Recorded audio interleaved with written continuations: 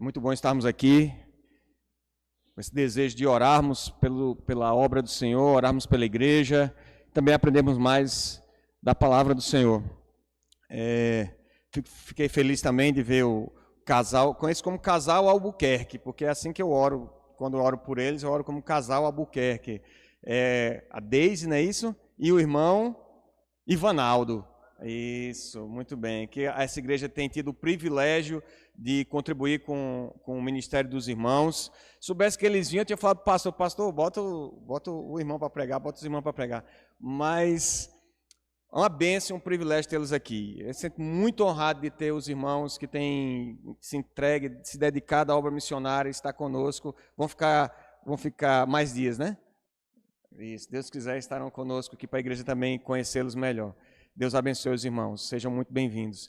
Queridos, nós na Escola Bíblica Dominical temos estudado o Evangelho de João. E domingo passado eu estava trabalhando, mas sei que o pastor Éricon falou aqui um pouco sobre João 3, não foi isso, pastor? Começando aí João vai narrar alguns encontros de Jesus que outros evangelhos não descrevem, não narram. E desses primeiros encontros, nós já vimos um encontro com Natanael, com os primeiros discípulos lá, no capítulo 1.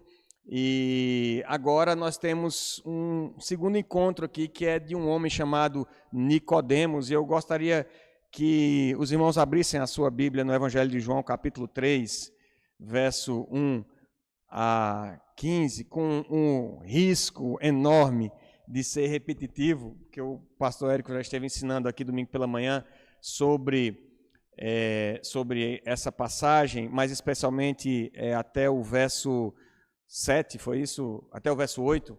Então nós vamos hoje falar um pouco mais sobre esse encontro de Nicodemos com o Senhor. Na verdade, o encontro do Senhor com Nicodemos. E a palavra do Senhor descreve assim: havia entre os fariseus um homem chamado Nicodemos, um dos principais judeus. Este de noite foi ter com Jesus e lhe disse: Rabi, sabemos que és mestre vindo da parte de Deus, porque ninguém pode fazer esses sinais que tu fazes, se Deus não estiver com ele. A isto respondeu Jesus: em verdade te digo, que se alguém não nascer de novo, não pode ver o reino de Deus. Perguntou-lhe Nicodemos: como pode um homem nascer sendo velho? Pode, porventura, voltar ao ventre materno e nascer segunda vez? Respondeu Jesus: em verdade te digo, quem não nascer da água e do Espírito não pode entrar no reino de Deus. O que é nascido da carne é carne, e o que é nascido do Espírito é Espírito. Não te admires de eu te dizer, importa-vos nascer de novo. O vento sopra onde quer, ouves a sua voz, mas não sabe de onde vem nem para onde vai. Assim é todo o que é nascido do Espírito. Então lhe perguntou Nicodemos: como pode suceder isto? Acudiu Jesus: tu és mestre em Israel e não compreendes essas coisas? Em verdade te digo, que nós dizemos o que sabemos e testificamos o que temos visto. Contudo, não aceitais o nosso testemunho. Se tratando de coisas terrenas, não me credes, como crereis se vos falar das celestiais? Ora, ninguém subiu ao céu senão aquele que de lá desceu, a saber, o Filho do homem que está no céu. E do modo por que Moisés levantou a serpente no deserto, assim importa que o Filho do homem seja levantado, para que todo o que nele crê tenha a vida eterna. Amém? Até aqui a leitura da palavra do Senhor, que o Senhor aplique essa leitura aos nossos corações. Vamos ter mais uma palavra de oração, meus irmãos. Senhor nosso Deus, nós te louvamos, Senhor, pela tua presença aqui, Senhor. Misericordiosa e graciosa presença entre nós e em nossos corações. Te louvamos pelo Santo Espírito Consolador que intercede por nós, com gemidos inexprimíveis, porque as nossas orações, por mais boa vontade que tenhamos aqui, Senhor, muitas vezes estão maculadas pelos nossos desejos e pela a vontade da nossa carne, e o Senhor intercede por nós com gemidos inexprimíveis através do Santo Espírito. Temos advogado junto ao Pai, que é Jesus Cristo, o justo. Ó Deus, e por tudo isso nós te louvamos. Te louvamos pelo perdão dos nossos pecados. Te louvamos pela obra do Espírito Santo de nos fazer novas criaturas, regenerar-nos. Nós tínhamos natureza pecaminosa, herdeiros do inferno, fomos transformados em co-herdeiros com Cristo da eterna glória da salvação. Te louvamos, Senhor, pelo acesso à Tua presença e te bendizemos pela Tua palavra, que é poderosa, que é viva, que pode ser ela repetidas vezes pregada, que o Senhor cumpre todo o propósito que o Senhor estabeleceu do Teu trono de graça e misericórdia, assim como a chuva rega a terra e não volta para o céu, não completa o seu ciclo sem produzir os frutos, assim é toda palavra que sai da Tua boca, Senhor. Não volta vazia.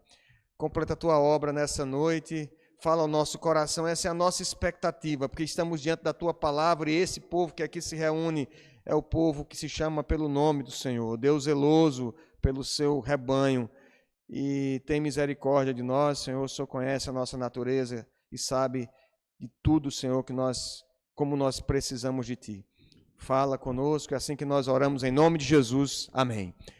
Bom, meus queridos, eu queria compartilhar esse texto da palavra do Senhor e dentro dessa, talvez seja uma boa série para a gente pensar nas reuniões de oração, a gente falar desses encontros que Jesus tem com algumas personagens nesse evangelho de João. Mas a verdade é que a gente vai ver que Jesus, nesses encontros, insistentemente, ele vai falar sobre crer nele, crer em Cristo para a salvação.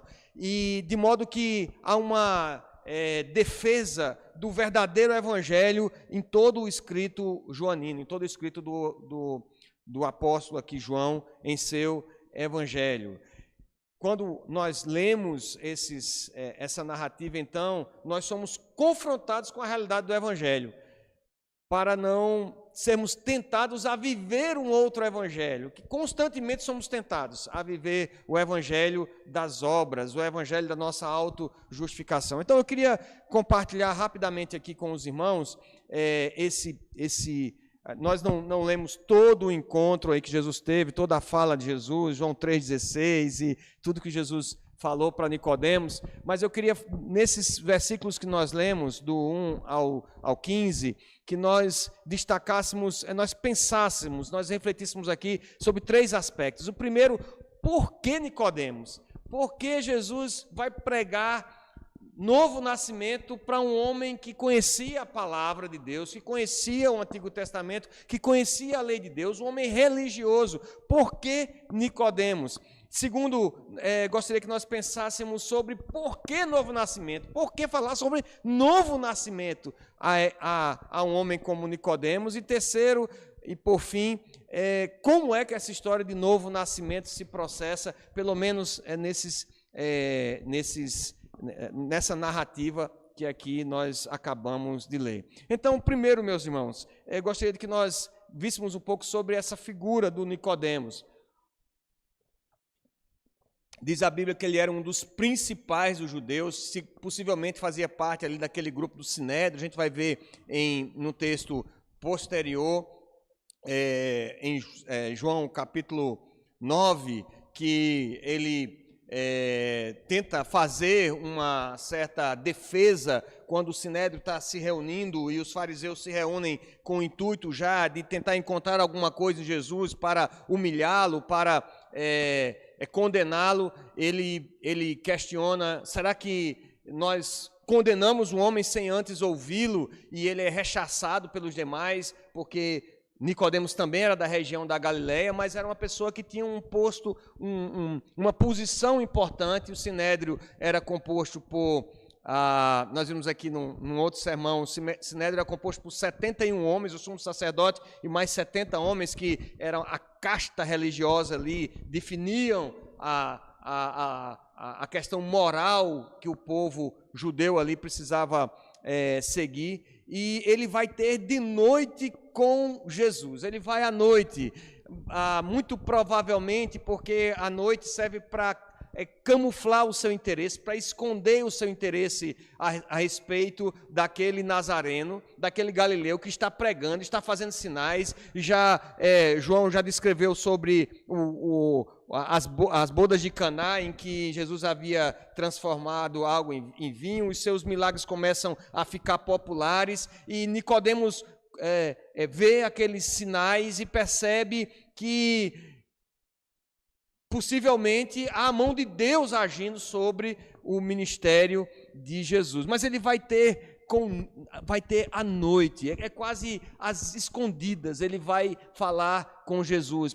Talvez para que os demais membros daquele grupo de fariseus não soubessem que ele estava se encontrando com Jesus, mas é fato que muitas vezes quando anoitece, durante a mais escura noite, que o Senhor reserva um momento para nós nos encontrarmos com Ele. Às vezes é preciso uma noite escura, por mais que a gente se envergonhe dela, para que o Senhor venha falar ao nosso coração, venha se revelar aos seus escolhidos. Então, uma questão interessante que o reverendo Hernandes Dias fala a respeito desse encontro é que, diferentemente dos outros encontros que a gente vai ver aqui daqui para diante, o encontro com a mulher samaritana, o encontro com o paralítico, o cego de nascença, com a mulher adúltera, Jesus não fala sobre novo nascimento para essas pessoas.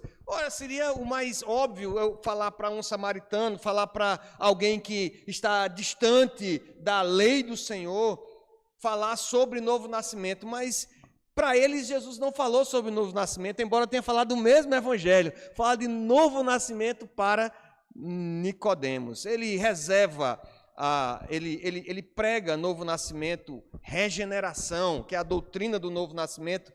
Ele não faz isso com a mulher samaritana, com o paralítico, com a mulher adúltera, lá do capítulo 8. Também não fala disso para o cego de nascença, no capítulo 9, nem mesmo ressuscitando Lázaro, porque para um pregador, a ressurreição de Lázaro seria a melhor ponte para você falar sobre o novo nascimento. O morreu, vai nascer de novo, vai ressuscitar, então era um momento para pregar sobre o novo nascimento, mas ele não prega também ali na ressurreição de Lázaro. Jesus pregou o novo nascimento a alguém que conhecia a palavra de Deus, alguém que conhecia a lei de Deus, um homem religioso, que ia semanalmente, que sabe, ali na sinagoga, um homem que defendia os preceitos morais da Torá, da lei dos judeus, e exatamente por isso que é preciso que a gente pregue também novo nascimento, que a gente pregue regeneração para a igreja. Porque muitas vezes nós estamos dentro da igreja, mas nós não entendemos a realidade do evangelho. Nós vivemos um evangelho diferente do evangelho que Jesus pregou para Nicodemos. Lutero afirmou que a nossa resposta natural, o modo padrão do homem se comportar através da religiosidade. A gente funciona mais ou menos assim. Eu obedeço, eu tento fazer o que é certo, eu tento fazer o bem. Isso tanto pode ser o homem evangélico como o homem não evangélico, ele pensa mais ou menos dessa forma. Lutero diz, o nosso modo padrão de se comportar é assim: eu vou fazer o bem, eu vou tentar obedecer, fazer a coisa certa, e dessa forma Deus vai me aceitar, eu vou ser aceito por Deus. Só que o princípio do evangelho é outro, o princípio que Jesus prega é outro. Eu sou aceito por Deus por causa de Jesus, não é pelo que eu faço, nem pelo que eu deixo de fazer, mas é por causa de Cristo Jesus, é por causa dos méritos de Jesus. Eu reconheço que em mim não há, nos meus esforços, naquilo que eu faço, nas minhas obras, não há bem nenhum. Em mim habita o pecado, e o pecado tem o condão, tem essa capacidade de macular, de alterar, de manchar as minhas obras, por mais boa vontade que eu tenha, por melhor que seja, por melhor que seja o desejo de alcançar os mais pobres, de agir com generosidade com os outros, de me esforçar para fazer o bem na igreja, de me envolver nos ministérios. As minhas obras, elas não me tornam aceitos diante de Deus. O que me traz aceitação, Deus me aceita por causa única e exclusivamente de Jesus Cristo. E o Espírito Santo, então, nessa obra da regeneração, ele me convence que eu sou pecador e me faz nova criatura através do novo nascimento. E por isso que Nicodemos, no alto da sua religiosidade, um homem bom, um homem principal ali dos judeus, um homem que era uma referência, ele precisava de Jesus. Ele precisava de ouvir o Evangelho. Como muitos de nós precisamos ouvir o Evangelho dentro da própria igreja. Por ser um modo padrão no coração, como diz Lutero, nós temos que deliberadamente, intencionalmente, tentar sempre lembrar o nosso coração de mudar para um modo evangelho, sair do modo padrão de obras para o modo evangelho, aquele modo que confia e descansa única e exclusivamente nos méritos de Cristo Jesus, na sua graça. E é assim que a gente desfruta de alegria, de contentamento, de deleite na presença do Senhor. Nicodemos era um homem zeloso pela lei, e ele viu nos sinais que Jesus fazia a possibilidade de que aquilo que se falou no Velho Testamento, que ele conhecia bem, poderia estar se cumprindo. Quem sabe é aquele realmente o prometido da raiz de Davi, da linhagem de Davi, e o reino estava chegando. Mas e por que é que os fariseus não estavam envolvidos? Algumas dúvidas talvez na cabeça de Nicodemos. Quem sabe Deus estava vindo trazer o reino, e ele era religioso, ele era uma pessoa, ele tinha que estar envolvido nisso, e não resistindo, enfim, ele precisava se posicionar e procura, então, a Jesus. Queridos, quanto a Nicodemos, nós precisamos aprender com o exemplo da pregação a Nicodemos, que nós, o que nos faz participantes do reino de Deus, não é o fato de virmos à igreja. É muito bom vir para a reunião de oração. Eu queria, oxalá, que todos os irmãos que viessem aos domingos, viessem também à reunião de oração para orar junto com a igreja, mas não é vir à reunião de oração que nos faz participantes do reino de Deus. Não é ter qualquer cargo na igreja, não é ser pastor, não é ser presbítero, diácono, não é ser missionário, não é ser líder de sociedade, participar de louvor. Nada disso nos faz participantes do reino de Deus. Não é nem o nosso esforço em obedecer a palavra de Deus, nosso esforço de ter uma disciplina de oração, de ler a palavra de Deus diariamente. Não é isso que nos faz sermos amados por Deus, não é a nossa disciplina, não é o jejum que nós fazemos que nos garantem a salvação, mas crer unicamente na obra redentora de Jesus Cristo, e que Ele pagou na cruz do Calvário o nosso pecado, morrendo a nossa morte e ressuscitando ao terceiro dia. Isso nos torna aceitos diante de Deus, o sangue de Cristo Jesus. E apesar da loucura dessa pregação, de que está fora de nós, de que não está no nosso esforço, mas sim na obra de Cristo, e eu tenho que olhar para a cruz, e eu tenho que crer em Cristo e descansar, desfrutar da graça que a obra de Cristo Jesus nos traz. Apesar disso, esse é o evangelho que nós devemos ensinar, esse é o evangelho que nós devemos viver, esse é o evangelho da graça. Você crê nisso, meu irmão? Ou talvez você esteja se esforçando para conquistar a salvação, tenha andado estressado, cansado, atarefado demais, correndo de um lado para outro, e não tem tido a oportunidade de desfrutar da graça, de se deleitar na graça e na obra de Cristo Jesus. Creia no evangelho da graça. Por que Nicodemos, apesar de religioso, apesar de todos os seus esforços, apesar de ser um homem bom, ele precisa do evangelho da graça. Ele precisa ouvir sobre o novo nascimento. Ele precisa de regeneração no seu coração, na sua vida. E por que novo nascimento? Porque diz o versículo 7 aí, nós vimos que Nicodemos veio ter com Jesus. Rabi, sabemos que és mestre, vindo da parte de Deus, diz o versículo 2. O Senhor está fazendo sinais e só quem vem da parte de Deus pode estar fazendo isso. E ele continua, e Jesus confronta Nicodemos, prega diretamente a Nicodemos. Nicodemos, você está atrás do reino dessa terra, mas eu quero dizer a você, e aqui é uma expressão em que aparece bastante no Evangelho de João, no Antigo Testamento, quando a palavra de Deus vinha, sempre os profetas diziam assim: assim diz o Senhor, e falava a palavra. Agora Jesus vem e diz assim: em verdade vos digo. É o próprio Senhor que está dizendo, é a verdade que está sendo proferida. E ele diz: se alguém não nascer de novo, não pode ver o reino de Deus. Nicodemos fica confuso com essa história. Como nascer de novo? Eu vou voltar no ventre da minha mãe e nascer segunda vez?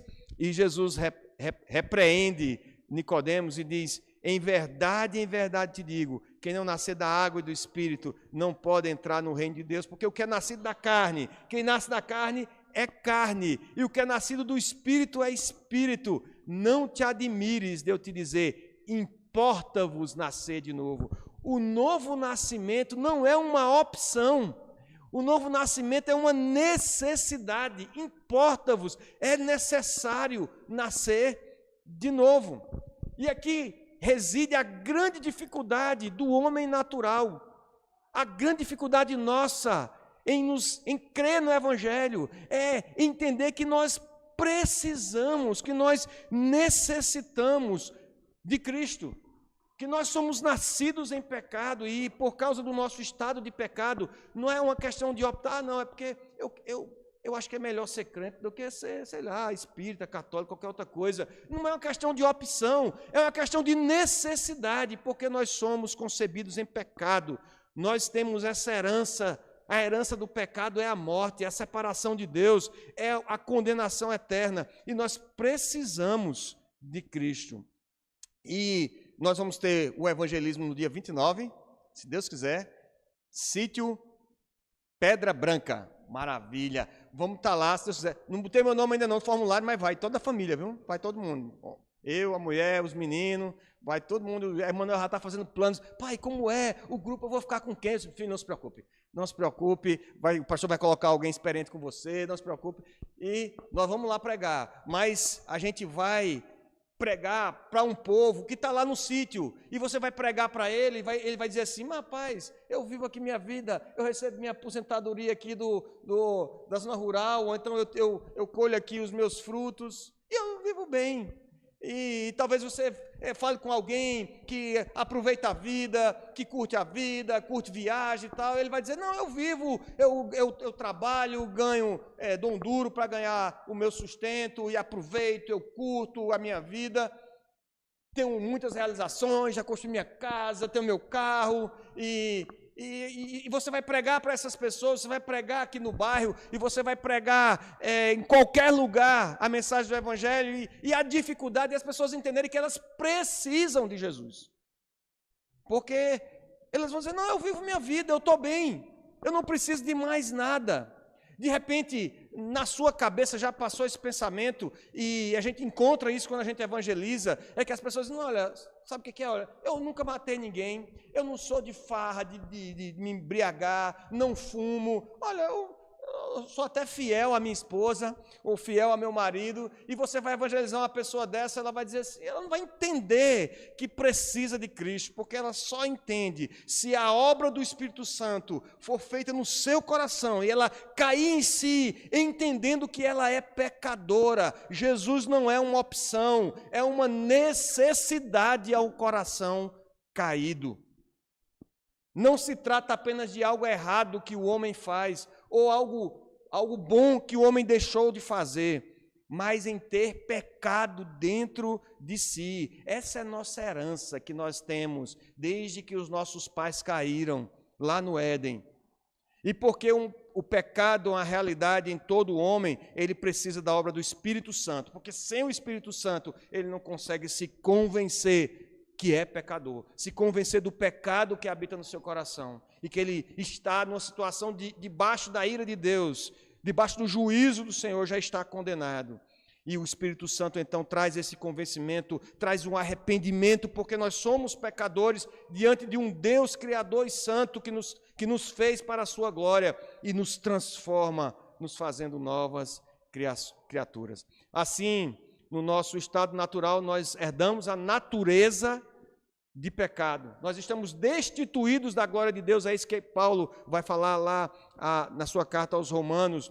Todos os homens pecários estão destituídos da glória, da presença de Deus. Carregamos a imagem e semelhança de Deus manchada pelo pecado, distorcida pelo pecado. O apóstolo Paulo, escrevendo aos Efésios, vai dizer que nós estamos numa situação de inertes, estamos mortos dos nossos delitos e pecados, andando segundo a inclinação da carne, fazendo a vontade do príncipe da potestade desse mundo, filhos da ira, diz lá Efésios capítulo 2, verso 3.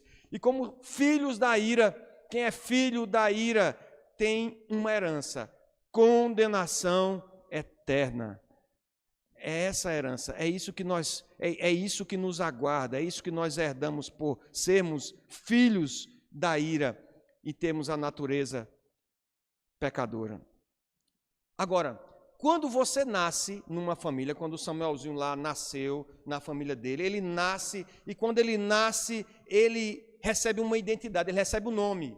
É um nome que é filho de Gustavo, filho de Débora. Ele recebe um nome, ele recebe uma identidade. Ele recebe não somente uma identidade, ele se torna cidadão. Ele nasceu no Brasil, ele é natural do Brasil, ele tem cidadania brasileira. E ele nasce e ele já é herdeiro. Ele vai ser herdeiro de todo o patrimônio que Gustavo e Débora estão... todas as dívidas e todo o patrimônio que Gustavo e Débora estão preparando para ele. Quando a gente nasce, a gente recebe tudo isso quando nascemos. E quando nós nascemos pela segunda vez, quando nós experimentamos um novo nascimento, nós também entramos para uma família. Nascer, novo nascimento, quando Jesus fala assim, nascer do Espírito, a palavra aqui é nascer do alto, é nascer do céu, é nascer em Cristo. Quando nós nascemos em Cristo, nós entramos para uma família. Nós entramos para a família dos remidos de Cristo. Temos milhares e milhares de irmãos em Cristo Jesus, de todas eu nem imaginava, mas você faz parte de uma família, se verdadeiramente nasceu de novo e experimentou novo nascimento na sua vida. Nós somos uma família de várias tribos, línguas, povos e nações, e de todas as épocas. Nós somos adotados como filhos de Deus, do Deus Altíssimo. Ganhamos uma nova cidadania. Nascemos em Cristo, agora nós temos uma nova pátria, a pátria celestial, essa que nós pertencemos e onde estaremos com o nosso Redentor pelos séculos dos séculos. E nós fomos feitos herdeiros, não de dívidas ou de um patrimônio fugaz que a traça e a ferrugem corrói, os ladrões escavam e roubam, mas de uma herança eterna. Somos co-herdeiros com Cristo. Fomos feitos assim que nascemos de novo, co-herdeiros com Cristo da herança eterna, imarcessível, de filhos de Deus. Se a adoção, quando Deus nos adota, Ele muda a nossa identidade para filhos, e a família que nós pertencemos, a regeneração, o novo nascimento, muda a nossa natureza, porque agora não vivo mais eu, mas Cristo vive em mim. Por fim, meus irmãos, como é que ocorre essa parada louca aí do novo nascimento que Jesus está tentando fazer Nicodemos, um homem tão sábio, entender? Quem opera o novo nascimento é o Espírito Santo de Deus. Diz o verso 8, o vento sopra onde quer, ouves a sua voz, mas não sabes de onde vem, nem para onde vai. Assim é todo o que é nascido do Espírito. É o Espírito de Deus que opera esse novo nascimento nas nossas vidas. E o Espírito de Deus, o Espírito Santo de Deus, algumas vezes é comparado com o vento nas Escrituras Sagradas. A gente tem o evento de Atos dos Apóstolos, quando um vento impetuoso entra no local. A gente tem a experiência de Elias, né, lá no monte, em que ele está angustiado e está depressivo, basta, Senhor, tira a minha vida porque eu não sou melhor do que os meus pais e tal, e ele olha e aparece um terremoto, mas o Senhor não está no terremoto, um fogo abrasador, mas o Senhor não está no fogo, como esteve lá na sarça, no fogo queimando sem consumir a sarça lá no Sinai, mas ele espera e vê e escuta um cicio suave, tranquilo, uma brisa, e esse vento suave, essa brisa suave, é através dele que o Senhor fala a Elias. O autor de Eclesiastes, lá em Eclesiastes 11:5, afirma assim, que assim como tu não sabes qual o caminho do vento, não sabemos as obras de Deus, que faz todas as coisas. Isso implica, meus irmãos, novo nascimento implica dizer que Deus faz a obra dele no coração que ele de antemão escolheu. Da nação que ele escolheu, pode ser homem, mulher, pode ser pobre, rico, pode ser lá na floresta amazônica, onde o pastor estava lá conhecendo o trabalho do Carmo, pode ser na selva de pedra, numa cidade grande como São Paulo, pode ser no interior do Cariri, em Pedra Branca, e pode ser numa metrópole, lá no Velho Mundo, na Europa. Pode ser na igreja, o Senhor faz a obra e chama os seus escolhidos, porque é o Espírito Santo de Deus que chama, é Ele que faz da forma que quer. E pode ser dentro de uma prisão, no presídio, por isso a gente precisa ir lá pregar nos presídios, nos hospitais, porque a obra é dele, e por isso nós devemos pregar a quem quer que seja, aonde Ele nos enviar. Isso também nos fala de que nós não somos mais de nós mesmos. Ele diz, o vento sopra onde quer, ouves a sua voz e não sabes para onde vem, de onde vem nem para onde vai, assim é todo aquele que é nascido do Espírito Santo. Quem teve a experiência do novo nascimento, não fica se apegando às coisas desse mundo, nem família, por melhor que seja, é uma bênção de Deus para as nossas vidas, nem trabalho, é muito bom dar o sustento, nem igreja local, é muito bom, a gente tem comunhão, nem carro, nem casa, nem segurança desse mundo. Quem teve a experiência do novo nascimento não vive para si mesmo, para os seus objetivos pessoais, porque o seu propósito é fazer a vontade daquele que nos amou e pagou a nossa dívida com o seu sangue, a dívida que tínhamos com Deus. Eu queria compartilhar um trechinho de um livro espetacular, um livro. Qualquer momento desse a gente vai estudar esse livro também. Chama Deus Pródigo, do Timothy Keller. E ele disse que ele foi pastor durante muito tempo da igreja Redeemer Presbyterian Church, lá em Manhattan, e ele disse que tinha uma irmã que começou a visitar a igreja dele, e ele pregando o evangelho, e ela estava acostumada a ouvir o evangelho das obras, que você tinha que fazer, tinha que orar, tinha que ler a Bíblia, tinha que fazer isso, fazer aquilo. Ele começou a falar do Evangelho da Graça e disse que um dia a irmã chegou para ele e disse assim, esse pensamento é assustador. Assustador assim, no bom sentido, mas assim mesmo é assustador. Aí ele perguntou para ela o que é que tinha de tão assustador na graça livre e imerecida. E ela respondeu mais ou menos assim, se sou salva por meio das obras que pratico, existe um limite para o que Deus pode me pedir ou para aquilo que Ele pode impor à minha vida. Sou como alguém que paga imposto e tem seus direitos. Eu cumpro os meus deveres e, portanto, mereço uma vida de certa qualidade. Mas se for verdade que eu sou uma pecadora, salva unicamente pela graça, e Deus é quem paga o alto preço dessa salvação, não há nada que Ele não possa me pedir. Nós não somos de nós mesmos, nós somos do Senhor, e se estamos aqui é porque o Senhor tem um propósito para realizar através de nós, fazer a sua vontade através das nossas vidas. Não pertencemos a nós mesmos. Como o vento, Deus cumpre em nós a sua vontade. Mesmo como o vento que a gente não enxerga direito, sem saber direito, às vezes eu estou na praia e quero saber de onde o vento está vindo para botar sombrinha e tal, aí eu molho o dedo e boto assim para ver se ele esfria de um lado ou do outro, porque a gente não sabe definir direito de onde vem o vento. Mesmo assim, sem enxergar direito, sem saber ao certo onde vai, nós sentimos o vento e sabemos que ele está agindo.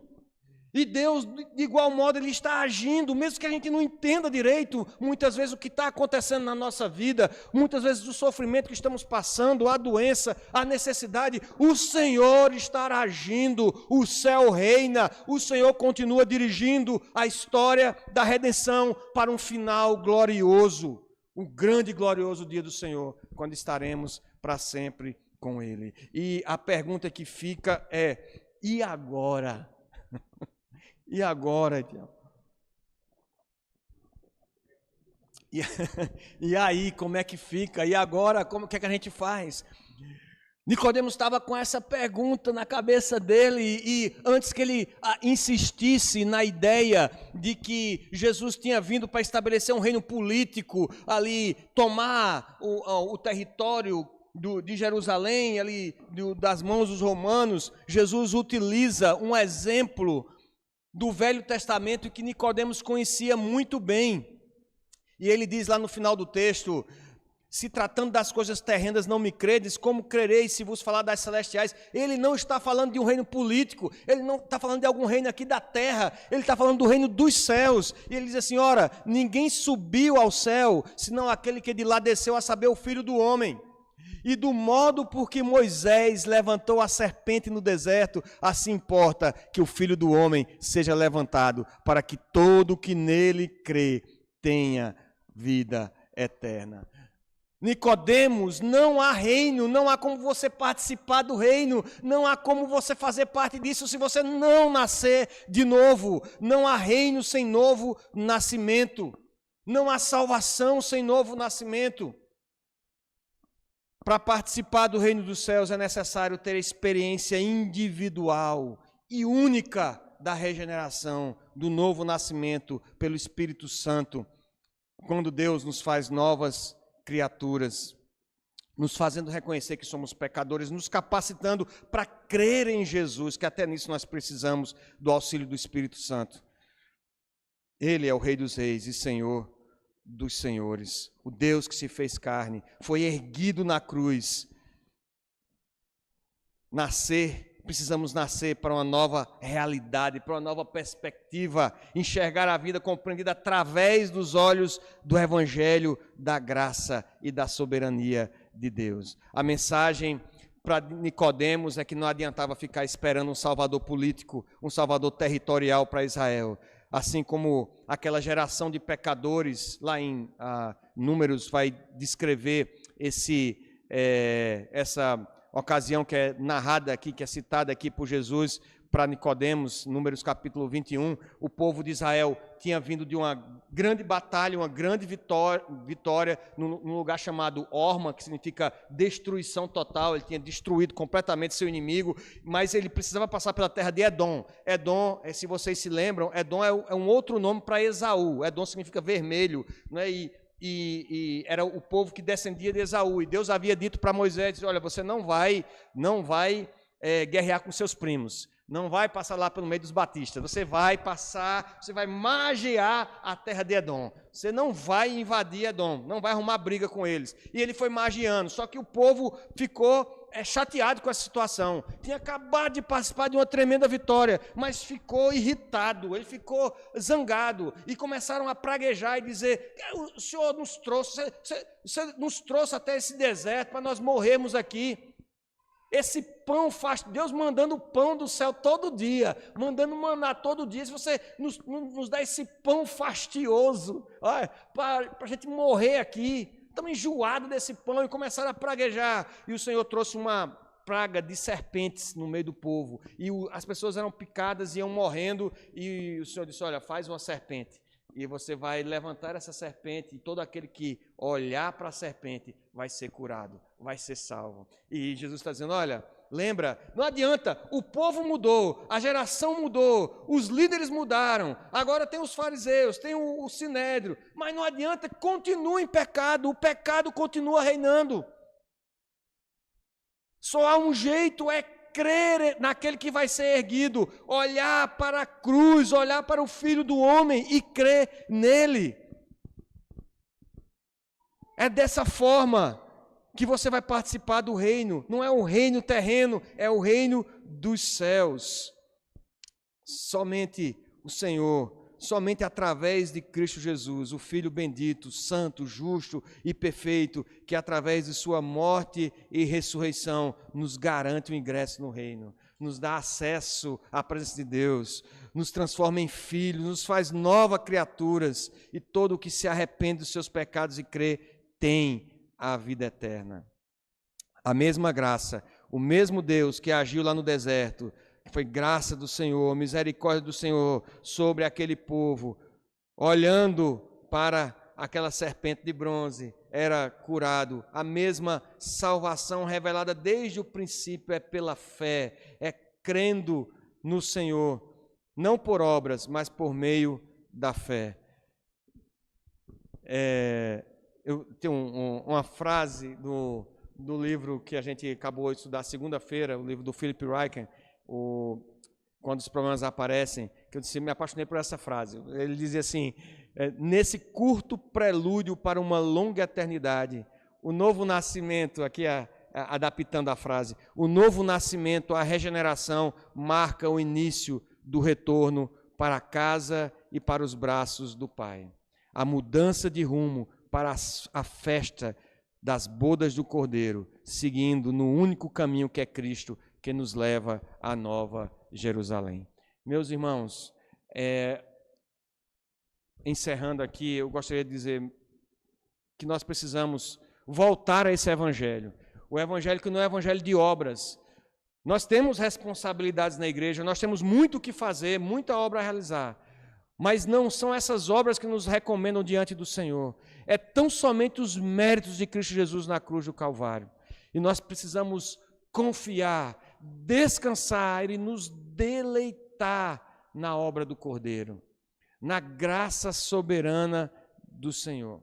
E se você, independente do que você faça na igreja, ou talvez esteja até assistindo a gente pela internet, se você participa da igreja, mas tem participado com essa mentalidade, nunca teve a experiência do novo nascimento em Cristo Jesus, não sabe o que é essa experiência individual, única, de ter sido trabalhado com o Espírito Santo, de se jogar aos pés da cruz, reconhecendo que é pecador e que precisa da salvação apenas em Cristo, é só em Cristo Jesus.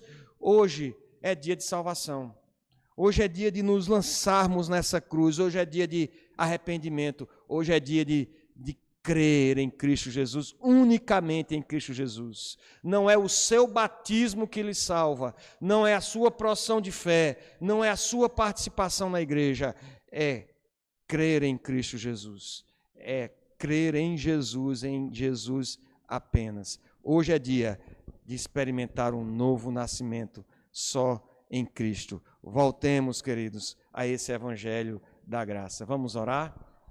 Santo e eterno Deus, obrigado, Pai, por essa noite bendita em que o Senhor nos deu o privilégio, pela Tua maravilhosa graça, nós imperfeitos que somos, pecadores, Senhor, mas remidos, somos tão impuros, Senhor, que não merecemos coisa alguma, bondade alguma que venha de Ti, Senhor, mas ao mesmo tempo, pela Tua graça, o Senhor nos fez amados pelo Pai, o Senhor nos fez, ó Deus, filhos de Deus, herdeiros com Cristo. Que maravilha, Senhor, que bênção, Senhor, podemos ter essa garantia pelo Espírito Santo que transformou o nosso coração e nos fez novas criaturas em Cristo Jesus, de crermos na esperança da vida eterna. Ó Pai, nos move na pregação desse Evangelho, porque é como o vento, Senhor. O Senhor age da forma como o Senhor quer e alcança quem o Senhor quer. Nos move, Senhor, a pregar essa palavra,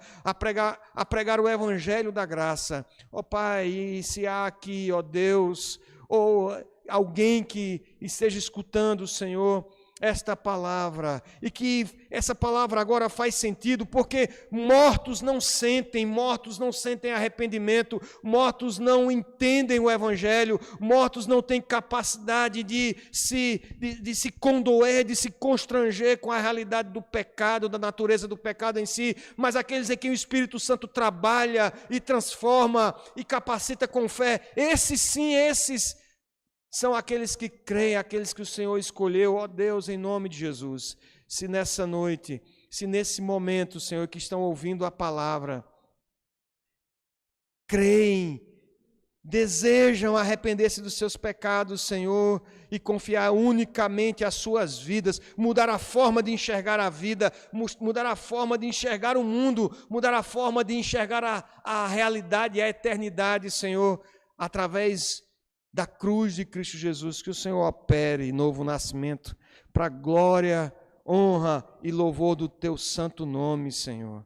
Ó Deus, Te louvamos por ter essa certeza que o reino dos céus é chegado e nós aguardamos ansiosamente o último dia, o dia da revelação do nosso Deus, a revelação do nosso Salvador, quando estaremos contigo face a face.